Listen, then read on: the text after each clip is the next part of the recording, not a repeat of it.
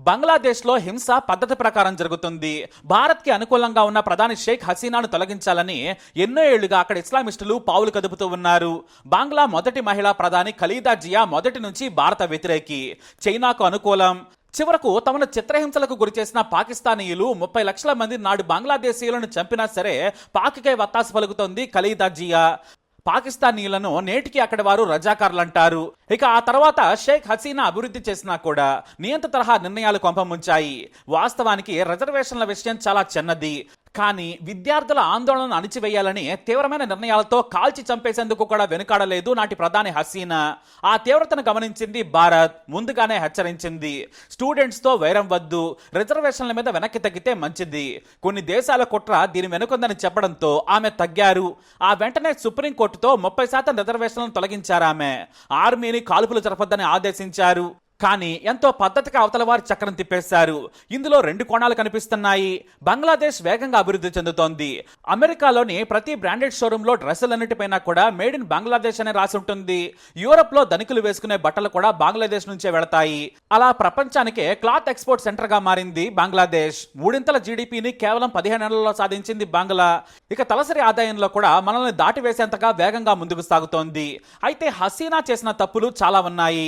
ఒకటి, నియంతృత్వం, ఎన్నికల రిగ్గింగ్, మతోన్మాదాలను చూసి చూడనట్టు వదిలేయడం, మొత్తం తన పార్టీ నేతలు కార్యకర్తలతోనే ప్రభుత్వ విభాగాల్లో నింపేయడం చేశారు ఆమె. అన్ని సవ్యంగా చేసిన ఎన్నికల వ్యవస్థను నాశనం చేసేశారు. చివరకు ప్రతిపక్షాలు ఎన్నికలను బాయ్కాట్ చేసే వరకు వెళ్లిపోయింది వ్యవహారం. అయినా కూడా ఆమె పట్టించుకోలేదు. ప్యాలెస్ లో కూర్చొని పాలన చేశారు. ప్రజలకు అన్యాయం చేయలేదు, కానీ ప్రజాస్వామ్యాన్ని అపహాస్యం చేసి నియంతృత్వ పోకడలకు రుచి మెరిగారు. అధికారాన్ని తలకెక్కించుకొని నేను బంగ్లాదేశ్ అంటే నేనేనని విర్రవీగారామె. దేశానికి స్వాతంత్రం సాధించి పెట్టాలని ఆమె తండ్రి ముజిబుర్ రెహమాన్ ఎంతో కష్టపడ్డారు. నాడు ఇందిరాగాంధీ సాయంతో పాకిస్తాన్ వెంటాడి పారిపోయేలా చేశారు. ఆ దేశం ఇప్పుడు ఇలా ఉందంటే కారణం భారత్. కానీ అక్కడ వారికి కృతజ్ఞత లేదు. కానీ హసీనాకు మాత్రం కృతజ్ఞత ఉంది. ఆమె చూపించారు కూడా. అయితే భౌగోళిక పరిస్థితులు మారడంతో హసీనా 2 పడవల మీద ప్రయాణం చేశారు. చైనాను బూచిగా చూపించి మన దగ్గర నుంచి డబ్బులు పిండుకోవాలని ప్రయత్నం చేశారనే విమర్శలు కూడా మొదలయ్యాయి. మెల్లిగా భారత్ తో సన్నిహితంగా ఉంటూ చైనా దగ్గర అప్పులు చేశారు. మౌలిక వస్తువుల కల్పన కోసం సాయం తీసుకున్నారు. 70% రక్షణ పరమైన ఆయుధాలను చైనా నుంచే కొన్నారు హసీనా. ఈ విషయంపై అమెరికా చాలాసార్లు హెచ్చరించింది. ఇటు భారత్ కూడా శుతిమెత్తగా సూచించింది. మొన్నటికి మొన్న మనం కూడా బడ్జెట్ లో బంగ్లాదేశ్ కు ఆర్థిక సాయం ప్రకటించాం. అయితే ఇవన్నీ కూడా మన పలుకుబడి కోసం, మన పెత్తనం కోసం మాత్రమే. ఎందుకంటే చుట్టూ చైనా పాగా వేయడానికి ప్రయత్నాలు చేస్తోంది. అమెరికా కేవలం భారత్ ద్వారా చైనాను కంట్రోల్ చేయాలని భావిస్తోంది. అందుకే నేపాల్, పాకిస్తాన్, శ్రీలంక, మాల్దీవులు చైనా చట్టంలోకి వెళ్ళిపోయాయి. ఇక మిగిలిన పెద్ద దేశం బంగ్లా, దానికి కూడా బల వేసింది. కానీ మొన్నటికి మొన్న అప్పుల విషయంలో షరతులకు భయపడ్డ హసీనా చైనా నుంచి అర్ధాంతరంగా తిరిగి వచ్చేసింది. అప్పటికే దేశంలో రిజర్వేషన్ల మీద రగడ సాగుతూ ఉంది. అయితే దీని వెనక అమెరికా హస్తం కూడా ఉందనే వ్యాఖ్యలు వినిపిస్తూ ఉన్నాయి. వాస్తవానికి 26 ఏళ్ల కుర్రాడు నహీద్ ఇస్లాం స్వాతంత్ర సమరయోధుల పిల్లలకు 30% రిజర్వేషన్ల మీద నిజాయితీగా పోరాటం మొదలుపెట్టాడు. ఇతను ఢాకా యూనివర్సిటీలో సోషియాలజీలో పీజీ చదువుతున్నాడు. కానీ ఈ ఉద్యమాన్ని రాజకీయ నాయకులు హైజాక్ చేశారు. మొదట అమెరికా డబ్బులిచ్చి ప్రతిపక్ష నాయకులను ఎగదోసిందనే వ్యాఖ్యలు వినిపించాయి. దానికి పాకిస్తాన్ కు చెందిన ఐఎస్ఐ కూడా సహకారం అందించింది. ఇటు పాకిస్తాన్ డబుల్ గేమ్ ఆడిందనే విమర్శలు కూడా మెల్లిగా వినిపిస్తూ వచ్చాయి. కానీ ప్రతిపక్ష నేతగా ఉన్న ఖలీదా జియా కొడుకు తారిక్ రెహమాన్ లండన్ లో ఉండి బంగ్లాదేశ్ లో కుట్రను ప్లాన్ చేసినట్లు వార్తలు వస్తున్నాయి. ఇతను లండన్ లోని ఐఎస్ఐ ఏజెంట్లను కాంటాక్ట్ అయ్యాడు. వారి ద్వారా సౌదీ నుంచి కుట్ర చేశారు. బంగ్లాదేశ్ సోషల్ మీడియాలో హసీనాకు వ్యతిరేకంగా, రిజర్వేషన్లకు వ్యతిరేకంగానే కాదు, ఆ దేశానికి వ్యతిరేకంగా కూడా వేల కొద్ది పోస్టులు పెట్టించారు. ఇక ఆ తర్వాత బంగ్లాదేశ్ నేషనలిస్ట్ పార్టీకి భారీగా పాకిస్తాన్ అనుకూల వ్యాపారులు, ఏజెంట్ల నుంచి నిధుల సాయం చేయించారు. చైనా నుంచి కూడా వీరికి ఫండ్ వచ్చినట్లు తెలుస్తోంది. ఆ తర్వాత హసీనా చైనా నుంచి అర్ధాంతరంగా పర్యటన ముగించుకుని రావడంతో ఆ దేశం గుర్రుగా ఉంది. కనీసం మర్యాద లేకుండా, చెప్పా పెట్టకుండా పర్యటన ముగించుకుని వెళ్లడంతో పగబట్టేసింది. దీంతో అప్పుడే జమాత్ ఏ ఇస్లామీ విద్యార్థి సంఘాన్ని హైజాక్ చేసింది. డబ్బులిచ్చి విధ్వంసాలు చేయించడం, ఆందోళనలు చేయించడంతో అసలు విషయం పక్కదారి పట్టిపోయింది. అయినా భారత్ హెచ్చరించడంతో సుప్రీంకోర్టు ద్వారా తీర్పును అమలు చేస్తామని హసీనా ప్రకటించారు. విద్యార్థులు కూడా అప్పుడు శాంతించారు. ఉద్యమం ముగిసిందిలే అనుకున్నారు. ఒప్పుకున్నారు. కానీ నియంత హసీనా రాజీనామా చేయాలనే ఉద్యమం మొదలైంది. అందులో విద్యార్థులు కూడా ఎమోషనల్ గా పాల్గొన్నారు. సామాన్య జనం ఉన్మాదులు చేరి నానా విధ్వంసానికి దిగిపోయారు. ఎంతలా అంటే ఆర్మీ బుల్లెట్లకు కూడా భయపడలేదు. దాదాపుగా 400 మందిని ఆర్మీ చంపింది. ఆ తర్వాత China, పాకిస్తాన్లు army chief walker Uzzaman ను ట్రాప్ చేసేశాయి. మీకు మేము మద్దతుగా ఉంటామని చెప్పాయి. దీంతో సైన్యం ఆందోళనకారులకు అనుకూలంగా మాట్లాడింది.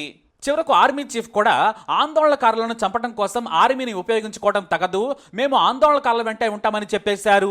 అంతే, ఒక్క మాటతో ఈ ఆందోళనకారులంతా కూడా ఉన్మాదుల్లా రెచ్చిపోయారు. ఆ వెంటనే భారత్ హెచ్చరించడంతో వేగంగా హెలికాప్టర్ ద్వారా అగర్తలాకు చేరుకున్నారు. అక్కడి నుంచి ఢిల్లీలోని హెండస్ ఎయిర్పోర్ట్ లో దిగి ఓ రహస్య ప్రాంతంలో నివాసం ఉంటున్నారు ఆమె. కానీ ఆందోళనకారులు మాత్రం అస్సలు తగ్గడం లేదు. ఆర్మీ కూడా వారిపై ఉక్కుపాదం మోపడం లేదు. ఎందుకంటే ఇంకా నాశనం కావాలని పాకిస్తాన్, చైనా కుట్రలు పన్నాయి. మాకు కూడా మంచిదే, హసీనా డబుల్ గేమ్ ఆడిందని అమెరికా కూడా చూస్తూ ఉండిపోయింది. ఓవైపు చైనాతో, మరోవైపు చెలిమితో భారత్ ను వాడుకోవాలన్న హసీనా ప్లాన్ వర్కౌట్ కాలేదు. చివరకు నన్ను కాపాడమని భారత్ సర్కారును కోరడంతో చకచక ఏర్పాట్లు చేశారు. ఏకంగా అత్యాధునిక రాఫెల్ యుద్ధ విమానాల పహారాతో సేఫ్ గా ల్యాండ్ అయ్యేలా ఇండియన్ ఎయిర్ ఫోర్స్ చర్యలు తీసుకుంది. కానీ విధ్వంసం పెరిగింది. ఉన్మాదులు చివరకు హసీనా, ఆమె సోదరులను చీప్ గా చూపించి ఉన్మాదం చూపిస్తున్నారు. తమకు స్వాతంత్ర్యం తెచ్చిన ముజిబుర్ రెహమాన్ విగ్రహాలపై వచ్చపోసి పైశాచిక ఆనందం పొందుతున్నారు. విద్యార్థుల ఉద్యమం కాస్త కేవలం హసీనా వ్యతిరేక ఉద్యమం నుంచి దేశాన్ని నాశనం చేసే విద్రోహ శక్తుల చేతుల్లోకి వెళ్లిపోయింది.